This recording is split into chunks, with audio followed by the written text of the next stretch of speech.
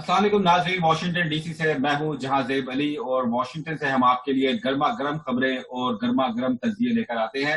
آج ایک بہت بڑی اپڈیٹ ہوئی ہے، نہ صرف امریکہ اناؤنسمنٹ اس کی امریکہ کے اندر ہوئی، لیکن معاملہ کہیں اور کا تھا، مشرق وسطیٰ کا۔ آج صدر ٹرمپ نے وائٹ ہاؤس میں اعلان کیا کہ آج متحدہ عرب امارات اور اسرائیل کے درمیان ایک تاریخی امن معاہدہ طے پا گیا ہے۔ ابراہیم معاہدہ کہا جا رہا ہے اس کو، جو کہ ریلیجن سے متعلق ہے، اس کا نام دیا گیا ہے۔ اور اس کے تحت اب اسرائیل اور یو اے ای کے درمیان سفارتی تعلقات کا آغاز ہوگا، تجارت ہوگی، وفود کے تبادلے ہوں گے، سیاحت پہ بات چیت ہوگی، توانائی پر بات ہوگی، ٹیکنالوجی کے اوپر بات ہوگی، سفارت خانے کھولے جائیں گے دونوں ملکوں کے اندر، اور ایک قسم کی دوستی کے نئے سفر کا آغاز ہوگا۔ بہت سارے تجزیے ہیں، بہت ساری باتیں ہیں، کچھ لوگ اس کو بڑے پازیٹیو سینس میں لے رہے ہیں، لیکن ہم اس پہ دیکھ رہے کافی جو ہے تنقید بھی کی جا رہی ہے فلسطین کے معاملے کو لے کر۔ اور اسی موضوع پر بات کرنے کے لیے ہمارے ساتھ آج دو senior journalist Washington D C سے موجود ہیں۔ جناب انور اقبال صاحب ڈان نیوز پیپر کے کارسپونڈنٹ ہیں، اور ساتھ فیض رحمان صاحب ہیں، وائس آف امریکہ کے چیف رہ چکے ہیں، ایوئی نیوز کے چیف ایگزیکٹو رہ چکے ہیں، تو ان سے بات کریں گے۔ بات شروع کرنے سے پہلے میں آپ کو بتاتا چلوں کہ میں نے آج سے تقریباً 1.5 سال قبل جو کہ اسرائیل کے سفیر ہیں رون ڈرمر، ان کا یہاں واشنگٹن ڈی سی میں نے ایک انٹرویو کیا تھا، اور انہوں نے اس انٹرویو میں پاکستان سے بھی دوستی کی خواہش کا اظہار کیا تھا۔ انہوں نے کہا تھا کہ پاکستان اور اسرائیل کے تعلقات بہتر ہونے چاہیے، اور اگر یہ تعلقات بنیں گے تو اس کا دونوں ملکوں کا فائدہ ہوگا، زیادہ فائدہ پاکستان کا ہوگا، کیونکہ پاکستان جو ٹیکنالوجی میں اس وقت اسرائیل بہت آگے ہے، اس سے کافی فائدہ اٹھا سکتا ہے۔ تھوڑے سے اس کے پارٹس دیکھتے ہیں انٹرویو کے، پھر گفتگو شروع کرتے ہیں۔ When General Musharraf was the president of Pakistan, there was so much talk about relations between Israel and Pakistan. So anything was happening in the Musharraf regime? You remember something? Well, I try to be an expert on affairs between the United States and Israel. I can't say that I'm an expert on Israeli-Pakistani issues. But what I will tell you is that we would very much like to have better relations with all countries, including Pakistan. And I see no reason, as I said, we don't have a border dispute. I understand there's long-standing grievances. But remember, things are changing for Israel in the Middle East. People that are who are much closer to us. And you see these changes happening. A lot of it is under the surface. I hope a lot of that will surface. But, we have a peace agreement with Egypt. We have a peace agreement with Jordan. We want to improve our relations with countries throughout the region, and I see no reason why a distant country like Pakistan could not have better relations with Israel. There are other countries around the world, also Muslim countries, that Israel has also had very good relations with. So you have Kazakhstan and you have Azerbaijan. There are other countries that are Muslim countries who we have good relations, and it's brought great benefit to them. As I said, the access to this technology. And if you think about this sort of traditional boycott of countries in our region against Israel, it's like Oregon and Utah and Nevada and Arizona and half of California boycotting Silicon Valley. It doesn't make any sense. We're right there in the center of the region. Why not benefit from this cooperation with Israel? Why not solve water problems in the Middle East and beyond? Why not solve agricultural problems? Why not help your people with so many issues that they face? Israel can be a great source of technology, not only in the Middle East and beyond. And if things are changing in the Middle East, there's no reason why it can't change beyond the Middle East. In Asia, we have blossoming relations. And same thing is happening in Africa, same thing's happening in Latin America. And it all gets back to not this is, we've changed our mind about this or that conflict. It really has come down to Israel is a country that can do a lot for us and can do a lot for our people. And I think what's true of them is also true of Pakistan. Mr. Imran Khan, the fame boy and the cricketer, is now the prime minister. How you see the political change? And do you know a little bit about Imran Khan too? No, just a couple of articles I read from the past. Listen, I love sports, so anytime a great sportsman becomes a head of government, I think that's good. Because actually sports, believe it or not, sports brings people together. You see that at the World Cup, and I think people understand that. I know he was one of the greatest cricketers in the world. I'm embarrassed, as I said before, I can't really throw a ball unless my elbow is bent. And my Pakistani friend took me, and he says, well, you can throw, why don't you try this? Why don't you try to throw cricket? And it looked terrible. I hope there's no film of that. I hope he has, because it was an embarrassment. But I hope that he will, make Pakistan more prosperous, more secure, and maybe we can, push forward in the relations between our peoples and between our governments. Sir, in his inaugural speech, he said that to remain hostage to the past is not a good option. So will you extend any kind of friendship or any message to Mr. Imran Khan? Absolutely. We would. I think in many ways that's a very important statement, certainly when it comes to relations between our countries. But I think it would be a very good thing for our countries to turn the page and to establish better relations. And I think that will be good, as I said, for the people of Pakistan, and I think it will be good for the people of Israel as well. Sir, will Israelis welcome Pakistani if they visit? Absolutely. Absolutely. Absolutely. G welcome back. آپ نے رون ڈرمٹ کی باتیں سنی جو کہ سفیر ہیں اسرائیل کے Washington D سی میں اور پرائم منسٹر نیتن یاہو کے بڑے قریب ترین آدمی بھی ہیں.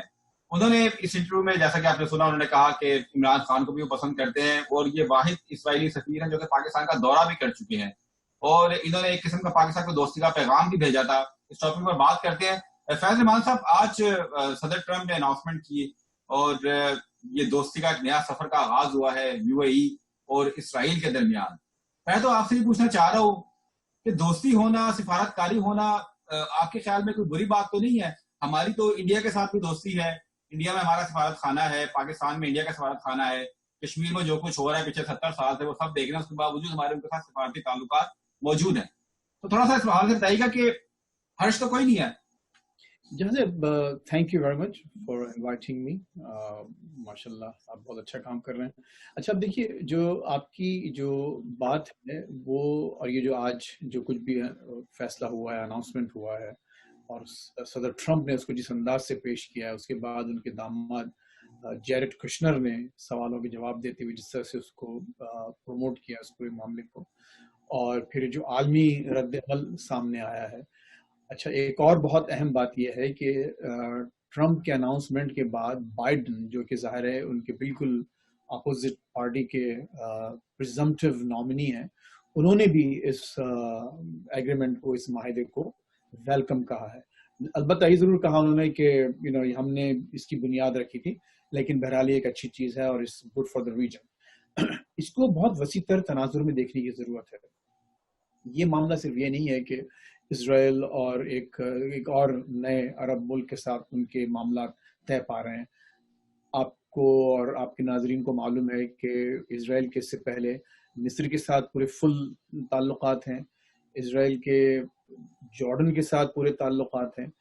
یہ تو 2 عرب ملک ہوئے. 9 عرب ملکوں میں جو سب سے جو سر فہرست جو ملک ہے اور جو بہت بڑی ایک مسلم طاقت ہے ترکی, اس کے تعلقات تو کئی عرصے سے, کئی دہائیوں سے چلے آ رہے ہیں اسرائیل کے ساتھ.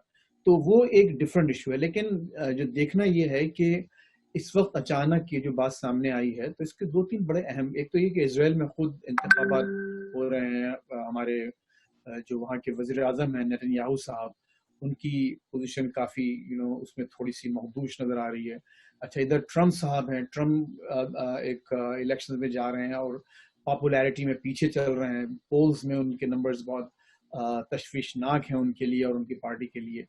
اچھا پھر دوسری اکنامک ایشوز ہیں یہاں پر, اوور آل جو کووڈ کا جو معاملہ چل رہا ہے اس کی ہینڈلنگ, تو وہ کئی چیزیں ایسی ہیں. اچھا پھر دوسری ایک اور جو بہت انٹرنیشنل جو معاملہ ہے وہ ہے آپ کا ایران کا جو ایشو ہے. اچھا ایک طرف تو یہ. اچھا پھر دوسرا اگر ریجن کی طرف آپ جاتے ہیں تو وہاں دیکھیے آپ کو اب ایک نیا بلاک بن گیا ہے سامنے آپ کے. یعنی پاکستان نے کھلم کھلا آپ نے کہا کہ آپ کا گرما گرم شو ہے, میں یہ کہتا ہوں کھلم کھلا بڑی گرما گرم اور بڑی گرمی کے ساتھ اور بڑی جذباتی باتیں کی ہمارے شاہ محمود قریشی صاحب نے. کبھی ایسا نہیں ہوا سعودی عرب کے بارے میں. اور ادھر ایران کو جو ہے باقاعدہ گلے لگایا جا رہا ہے.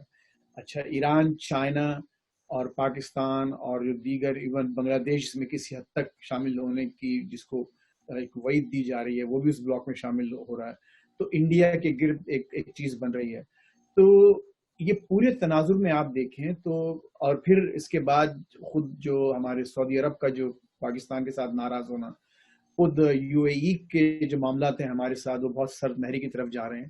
تو میرا یہ خیال ہے کہ یہ معاملہ محض اتنا سادہ نہیں ہے, یہ میجر इसकी जो इंटरनेशनल इम्प्लीकेशंस सदर ट्रम्प ने अपनी प्रेस कॉन्फ्रेंस में ये कहा कि बाकी जो मुस्लिम ममालिक है वो भी इसको फॉलो करेंगे, और उनकी बातों से इशारा ऐसे लग रहा था कि ये भी सब शुरुआत है और पीछे लाइन में कुछ और मुस्लिम ममालिक भी हैं जिनसे शायद जैरेड कुश्नर जो है और सदर ट्रम्प की टीम को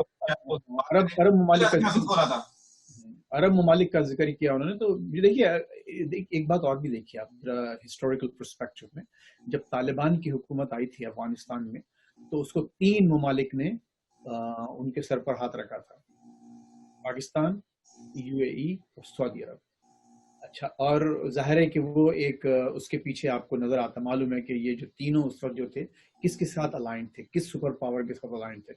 तो जो पहला पत्थर फेंका जाता है वो यूएई एक ऐसा मुल्क है जिनकी अपनी हालत बहुत खराब है एक्चुअली, इकोनॉमिकली बहुत जबरदस्त वहाँ मसाइल पैदा हो चुके हैं। तो लेकिन ये कोई जरूरी नहीं है कि जैसे खुद मैंने जो मिसाल दी तालिबान के साथ हुआ, ठीक है उन्होंने एक्सेप्ट तो कर लिया, रिकग्नाइज भी कर लिया, लेकिन बाद में क्या हुआ, वही जो है यूएई जो है उनके दुश्मन बने, और अब ये है कि आप वहां पर मुज़ाकरात भी नहीं हो सकते, दोहा में मुज़ाकरात। लेकिन सवाल अक्सर हम काफी दूर निकल गए। सवाल ये है कि क्या इसराइल के साथ किसी मुस्लिम मुल्क की दोस्ती कोई हर्ज है उसमें, कोई बुरी बात है, या आपके सामने नहीं होनी चाहिए? नहीं देखिए, मुझे सवाल ये नहीं है कि होनी चाहिए नहीं होना चाहिए, सवाल ये है कि अगर इस वक्त जो हालात हैं जिसमें कि आप, जैसे मैंने आपसे कहा कि 3 जो बहुत अहम ममालिक हैं आपके, मिस्र, देखिए मिस्र जो है कितना बड़ा मुल्क है, मुस्लिम पूरी यानी पहली इस्लामी यूनिवर्सिटी जामे अजहर, और वहाँ से जो है आपकी कई इस्लामी तहरीकें, वहाँ से आपकी जमात इस्लामी इस वक्त जो है पाकिस्तान की, वो खुद उनकी मरहून मिन्नत हैं, वहाँ के सैयद खुतूब और इख्वानुल मुस्लिमीन की जो फिलॉसफी थी, उनका जो नजरिया था। अच्छा, फिर तुर्की जो है, आप देखिए तुर्की कितना बड़ा एक, और खुद हमारे साथ जो पाकिस्तान के साथ और दीगर जो इस्लामी ममालिक हैं उनके साथ उनके किस कदर एक अच्छे ताल्लुकात हैं। तो ये नहीं है कि मैं नहीं समझता है कि इससे, और ये अनवर साहब हमारे साथ हैं मौजूद, ये भी इस पर एक अच्छी रोशनी डाल सकते हैं कि इससे रिलीजियस मैटर एनी मोर, इसका ताल्लुक मजहब से हमको जोड़ना नहीं चाहिए, इसका ताल्लुक है एक आपकी जियो पोलिटिकल सिचुएशन से, इंटरनेशनल हालात से, इकोनॉमिक्स से। इकोनॉमिक्स की बहुत ज्यादा वो अहम है। और दूसरी बात है कि जो जैसे कि आपने बहुत अभी जो अपनी शुरू में जो आपने जिक्र किया कि इजराइल इस वक्त टेक्नोलॉजी में बहुत आगे है, न सिर्फ ये कि खुद इजराइल के अंदर, बल्कि जो इजरायली साइंटिस्ट जो अमेरिका में और दूसरे जो तरक्की याफ्ता ममालिक में जो काम कर रहे हैं, इन्होंने बहुत बेपनाह इनका कंट्रीब्यूशन है। तो कई चीजें ऐसी, कई फैक्टर्स ऐसे हैं जिनको आपको थोड़ा सा अलग अलग करके इनको देखना पड़ेगा। और लेकिन क्या हो सकता है ये एक अलग बहस है। अनवर इकबाल साहब, आज सदर ट्रम्प ने यह भी कहा कि वो देख रहे हैं कि बहुत जल्द फलस्तीन और इसराइल के दरमियान में कोई मुआहदा होने जा रहा है। ऑब्वियसली वैसे तो वो जो मुंह में आता है बयान दे देते हैं, लेकिन आपको कुछ लग रहा है कि इस तरह के बयान में भी कोई थोड़ा सा कुछ नजर आ रहा है आपको इस बयान के अंदर भी? देखिए, मैंने जो आज स्टोरी लिखी है, हमारे यहाँ लीड स्टोरी यही लगी हुई है, वो स्टोरी मैंने पूरी की पूरी बेस की जो एग्रीमेंट साइन हुआ है उस जो मुश्तरका जो अलामिया है, मुश्तरका अलामिये पे, और उसमें ये सारे पॉइंट्स हैं जो इनका बाद में सदर ट्रम्प ने अपने प्रेस कॉन्फ्रेंस में जिक्र किया, जो नुक्ते आपने बताए। उसमें ये भी है कि उन्होंने कहा कि मेरा एक जो पीस का विजन है मेरा, उसमें फ़लस्तीन भी शामिल है अमेरिका का, तो उसका भी उसमें जिक्र है। और उसमें वजाहत नहीं की गई कि विजन क्या, लेकिन उसका जिक्र है उसके भी। उसमें ये भी कहा गया है कि इसराइल जो है वो जो फ़लस्तीन के जो इलाके हैं जिन पे वो अब अपना इक़्तिदार बढ़ा रहा था, वो उस पर अब अपना दावा इक़्तिदार जो है वो रोक देगा, वापस ले लेगा, रोक देगा। लेकिन आप देखें फ़ौरन ही आज कुछ चंद घंटों के बाद ही जो इस्राइली वज़ीर-ए-आज़म है उन्होंने उसकी तायीद कर दी। उन्होंने कहा कि नहीं, मैंने ये नहीं, यानी इसका ये मतलब नहीं है कि मैं दोबारा उस पर अपनी सॉवरेनिटी जो है उन इलाकों पे नाफिज नहीं कर सकता, मैं दोबारा भी नाफिज कर सकता हूँ। ऐसा कोई समझौता नहीं हुआ है कि मैं उससे दस्तबरदार हो गया हूँ। तो असल में सस्पेंडेड का लफ्ज़ इस्तेमाल हुआ है। उसने कहा कि मैं दोबारा भी कर सकता हूँ। उसने बयान दिया, वजाहत की उसने कि मैंने कोई ऐसा वादा नहीं किया जिसकी वजह से मैं लेकिन उसमें उन्होंने ये बात भी की जो कि ऑलरेडी हो रही है कि जी मुसलमान जो है मस्जिद अक़सा में जाके नमाज पढ़ सकते हैं, یروشلم بھی جا سکتے ہیں, یعنی جو بیت المقدس ہے وہاں بھی جا سکتے ہیں, وہ بھی آلریڈی نماز پڑھتے ہیں, وہاں جاتے ہیں. اصل میں یہ دیکھیں, یہ تو تھوڑا سا اشک شوئی والی بات ہے فلسطینیوں کی. مسئلہ فلسطین کا اب صرف نہیں رہا, یہ مسئلہ جیسا کہ فیض صاحب نے بتایا اس وقت بڑا پیچیدہ مسئلہ ہے, اور اس میں کے اثرات پاکستان دونوں صورتوں میں پاکستان پہ بہت گہرے اثرات ہوں گے. اگر پاکستان اس معاہدے کی حمایت کرتا ہے جب بھی, اور مخالفت کرتا ہے جب بھی, جیسا کہ اب پیسہ نے وضاحت کی کہ اس وقت آپ نے سعودی کیمپ سے اپنے آپ کو تھوڑا سا دور کرنے کی کوشش کی, لیکن آپ کے اب آرمی چیف گئے تھے, انہوں نے کہا کہ اس مقصد کے لیے نہیں جا رہے, لیکن وہ سعودی عرب جا رہے ہیں, اور ظاہر ہے چاہے ہم انکار کریں, گفتگو جو موضوع گفتگو تو یہی چیز ہوگی نا, جو سب سے بڑی ڈیولپمنٹ ہے وہ ہے پاکستان اور سعودی تعلقات, وہ جا رہے ہیں. ناظرین, گفتگو کا سلسلہ جاری ہے, یہاں پہ لیتے ہیں break. To fight the ongoing pandemic. ICNA Relief, a Muslim organization, joined forces with their brothers and sisters in the Roman Catholic Church. ICNA Relief has been in over 300 U.S. cities providing food boxes, hot meals, groceries, financial support, housing, and teletherapy. More than 5 million pounds of food and groceries have been distributed among more than 110,000 needy families and over 500,000 individuals. ICNA Relief has been organizing food pantries and delivering hot meals to our community here in Allerton. The city has partnered with ICNA Relief in Roxbury. They've been distributing 1,000 nutritious meals from community servings on a weekly basis. And making sure that our citizens have some of the basic necessities. With the amount of food insecurities, I want to thank ICNA and I want to thank... welcome back ناظرین, بڑی زبردست گفتگو ہو رہی ہے. ہمارا مسئلہ کیا ہے؟ ہمارا مسئلہ اگر ہم اسرائیل کے قریب چلے جاتے ہیں یا اسرائیل سے دوستی, جب یو اے ای دوست بن رہا ہے, سعودی پرنس جو ہیں وہ اس کے حق میں بیان دے رہے ہیں, ترکی کے اندر سفارت خانہ ہے, تو ہمیں کیا مسئلہ ہے بھائی؟ دیکھیے, میرا اپنا خیال یہ ہے جہاں سے یہ بہت پرٹیننٹ کوشچن ہے, ظاہر پوچھنا چاہیے. ہمارا معاملہ یہ ہے کہ ہم جو ہماری اگین جو اس مسئلے کو سمجھنے کے لیے ہم صحیح ڈیٹا کا اور صحیح صورتحال کا جائزہ نہیں لے رہے. مسئلہ کیا ہے؟ مسئلہ کیا فلسطینیوں کا ہے یا مسئلہ مذہب کا ہے؟ مسئلہ ایک انسانی ہے یا مسئلہ ایک تاریخی ہے؟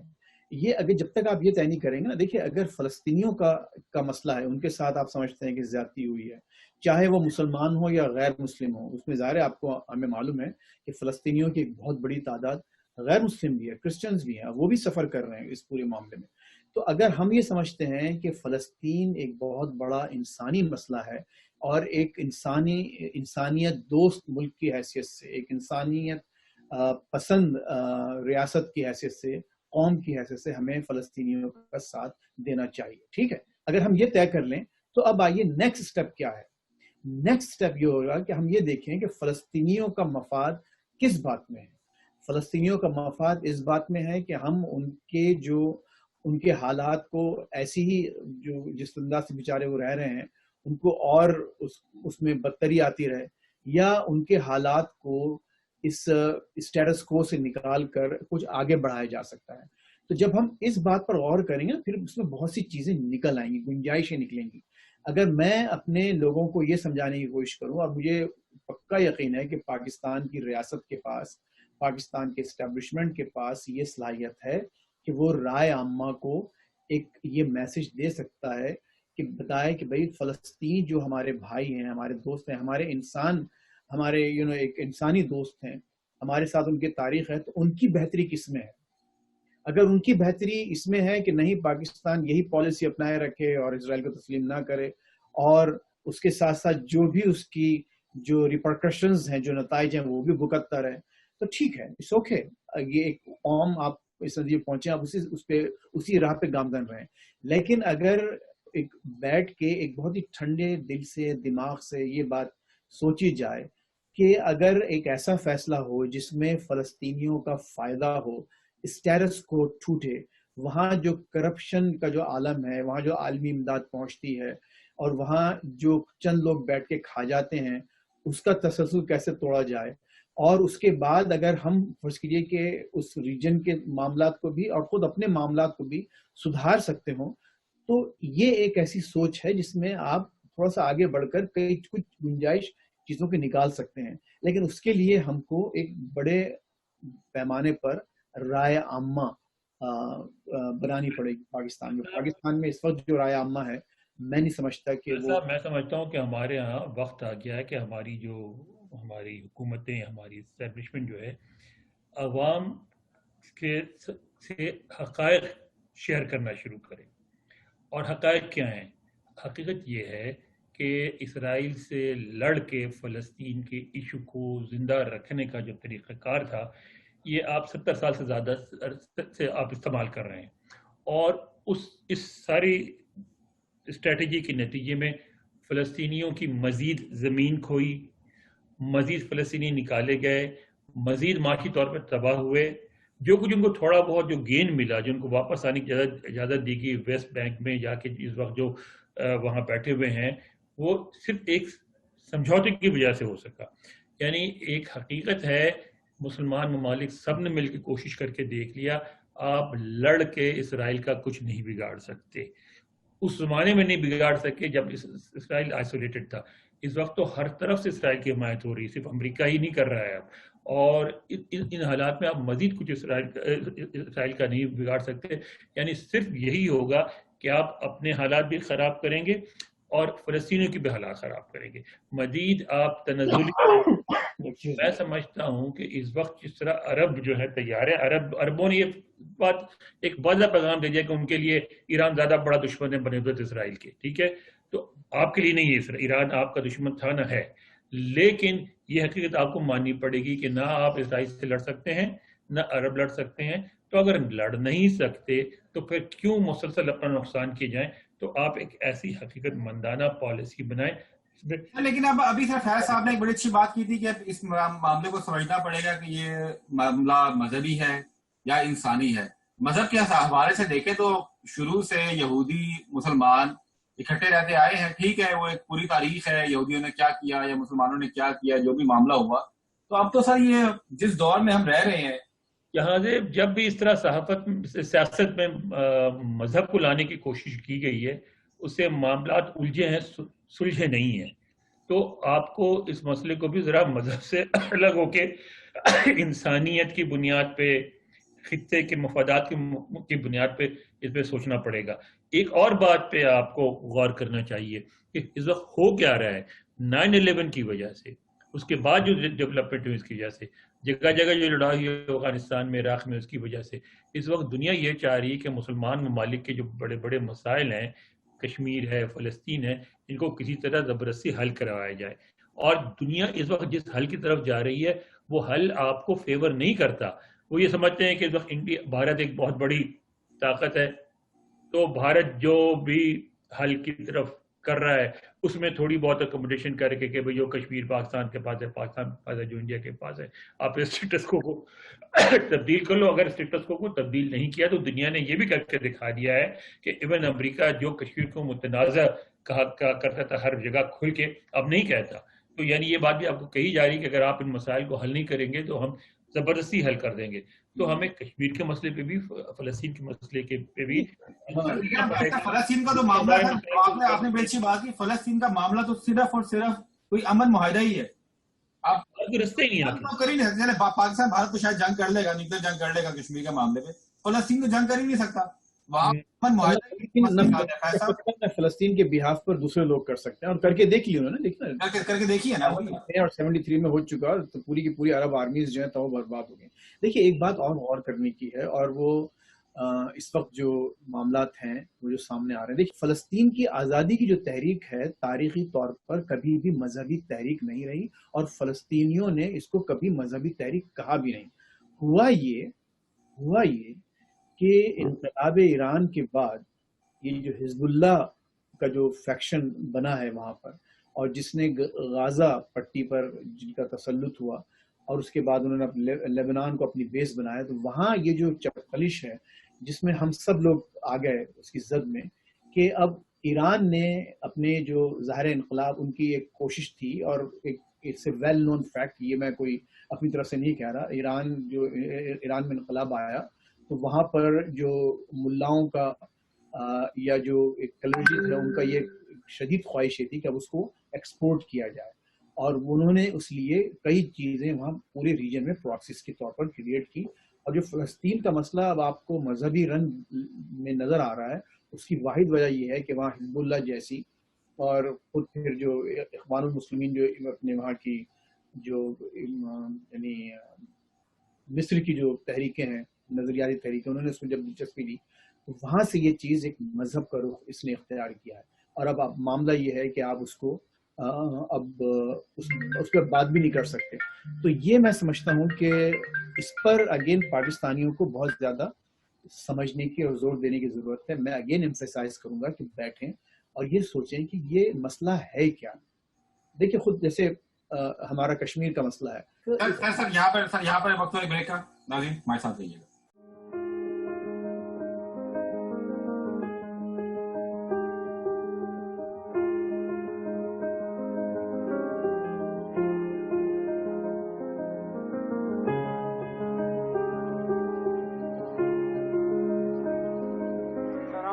شکریہ ادا کرتے ہیں کہ ہمیں مشکل وقت پر یہ راشن دیا ہے. امریکہ میں رہنے والے پاکستانیوں کا دل کی اتھاہ گرائیوں سے شکر گزار ہیں جنہوں نے کورونا میں اور رمضان میں غریب لوگوں کی ہیلپ کی. ہیلپنگ ہینڈ ادارے کے توسط سے یہاں کرسچن کمیونٹی کے لیے بہت ہیلپ کی ہے اور گھروں میں جا کے پیغام دیا اور گھروں سے بلا کے لوگوں کو بہت اچھے طریقے سے بڑے رسپیکٹ کے ساتھ ان کو بلا کے تو راشن تقسیم کیا ہے.